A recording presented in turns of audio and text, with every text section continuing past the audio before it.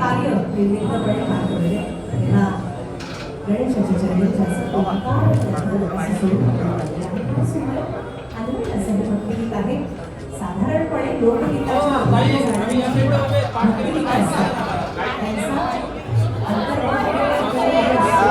पातु बालंद शरदामया कौसल्ययो दशो पातु विश्वानि प्रप्रिये राणं पातु मकत्राता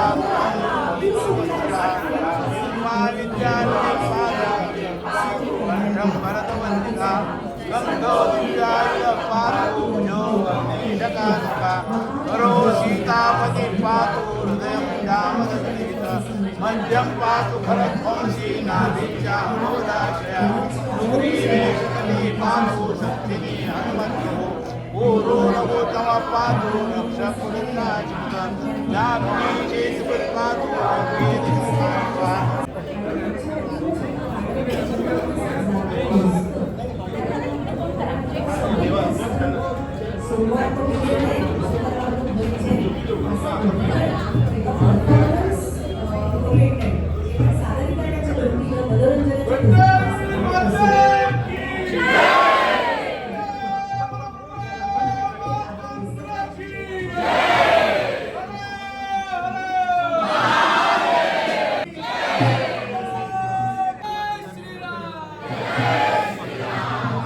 अत्यंत स्तुत्य उपक्रम आहे.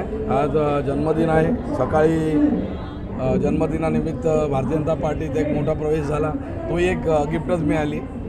माननीय मुख्यमंत्री, माननीय प्रदेशाध्यक्ष दोघांची भेट मिळाली. मुख्यमंत्र्यांशी येणाऱ्या महापालिका संदर्भात चर्चाही केली. त्यांनी योग्य ते मार्गदर्शन केलं आहे. आणि आज या ठिकाणी युवा मोर्चा अध्यक्ष समर्थ नायक आणि स्थानिक नगरसेवक सर्व सुनेश जोशी, मृणाल पेंडसे, मडवी आणि संजयजी वाघुले या सर्वांनी मिळून या ठिकाणी सागर पिसाळ आपले सरचिटणीस यांनी सगळ्यांनी मिळून या ठिकाणी एक महाआरतीचं आयोजन केलं. चांगली गोष्ट आहे. आपण विविध उपक्रम राबवतो वाढदिवसानिमित्त, पण या ठिकाणी एक धार्मिक उपक्रम राबवण्यात आला. सर्वांनी एकत्र येऊन संध्याकाळची आरती केली आणि त्यानंतर सर्व माझ्या भगिनी आणि मातांनी माझं औक्षण केलं आपल्या संस्कृतीच्या परंपरेनुसार. आणि त्यामुळे चांगल्या प्रकारचं उत्साहाचं वातावरण वाटतं आहे. सर्वात एकोपा दिसत आहे आणि खूप छान माझा वाढदिवस साजरा केला आहे. त्याबद्दल समस्त कार्यकर्त्यांना मी मनापासून धन्यवाद देतो. काय संकल्प केला वाढदिवसानिमित्त? संकल्प आता हाच केला आहे की खूप चांगले दिवस आलेले आहेत. भारतीय संस्कृती परंपरा ज्याला आपण सनातन धर्म म्हणतो, ज्याला हिंदुत्व असं नाव तुर्तास दिलेलं आहे, त्याचा विचारांचा पगडा दिवसेंदिवस भारतभूमीवर आणि पुऱ्या पृथ्वीवर बाहेरच्या देशांमध्ये वाढत चालला आहे.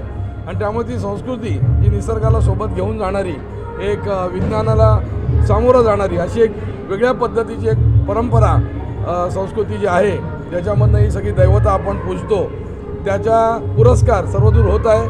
आणि त्या संस्कृतीचा वाढ व्हावी आणि त्या संस्कृतीचं जे संवर्धन करतात, जे त्या संस्कृतीला पुढे घेऊन जाऊ इच्छितात, अशा लोकांना राज्यकर्ते म्हणून वाव मिळत राहावा ही मी देवीचरणी प्रार्थना केली आहे. आणि ठाण्यात देखील तो जो भगवा ध्वज आहे आपल्या सनातन धर्माचा, तो आभारित राहण्यासाठी योग्य राज्यसत्ता या ठिकाणी वारंवार येत राहावी हीच मी या ठिकाणी प्रार्थना केली आहे. आणि सर्व त्या विचारधारेच्या लोकांनी एकत्रितरित्या प्रवास करावा. वितंडवाद आपसात होऊ नये, पण सर्वांना सामावून घेतलं व्यवस्थित तर आपण उरलेल्या ज्या विरोधी शक्ती आहेत त्या कुठेही अस्तित्वात राहणार नाहीत. साहेब, समर्थ नाईक सारखे तरुण यंदाच्या महापालिकेच्या सभागृहात पाहायला मिळतील? आता समर्थ नायक मिळेल की नाही माहीत नाही, परंतु तरुण पाहायला मिळू शकतात. आता आम्ही माझ्याबरोबर सहकारी आहेत, आमदार आहेत दोन्ही, निरंजनजी, केळकर साहेब, आणि बाकी आमची कमिटी आहे, माधवी नाईक वगैरे, वाघुले साहेब, माजी नगर अध्यक्ष, आणि बाकी सरचिटणीस आहेत. हे सगळे एकत्र बसून ज्या काय आता जागा उपलब्ध होतील, आता सगळ्या उपलब्ध होत आहेत का, अर्ध्या उपलब्ध होत आहेत का, 40% होत आहेत, ते बघायला लागेल. ज्या उपलब्ध होतील त्यामध्ये तरुणांना वाव देण्याची आमची इच्छा आहे. प्रयत्न करू. कुठे सामाजिक समीकरणं कशी आहेत, काय आहेत, सीट निवडून आली पाहिजे, हा देखील एक प्रमुख आधार मानून जिथे शक्य आहे तिथे नक्कीच हा प्रयत्न केला जाईल.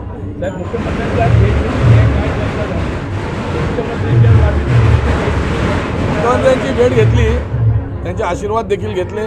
मला त्याने फार पूर्वीपासून खूप प्रेम दिलेलं आहे एक कार्यकर्ता म्हणून. राजकीय पदं आणि त्यातनं मिळणाऱ्या प्रतिष्ठा हा विषय निराळा आहे. वैयक्तिक संबंध आणि त्यातलं असलेलं प्रेम हा विषय वेगळा आहे. तर त्यांनी आज युती संदर्भातही मी त्यांच्याशी थोडंसं विचारणा केली. त्यांनी सकारात्मक पूर्णपणे मार्गदर्शन केलेलं आहे. मला असं वाटतं की सर्व काही चांगलं होईल. ते याची प्रार्थना आहे ना वामनराव पैंची, सर्वांचं भलं कर, कल्याण कर, रक्षण कर, तसं होण्याची शक्यता वाटते. आता पाहूया काय होतं आहे. आज आमचे जिल्हाध्यक्ष माननीय श्री संदीपजी लेले साहेब यांच्या वाढदिवसानिमित्त आणि आता प्रचाराला पण सुरुवात होणार आहे, इलेक्शनची पण सुरुवात होणार आहे, म्हणून एक देवीचरणी प्रार्थना ही आमची ग्रामदेवी आहे ठाण्याची. तर दोन्ही अनुषंगाने त्यांच्या वाढदिवसाच्या निमित्त आणि आम्ही पुढे जाणारं सामोरं फेस करणाऱ्या इलेक्शन निमित्त ही आरती घेऊन आम्ही देवाकडनं पॉझिटिव्ह ऊर्जा घेऊन कामाची सुरुवात करतो.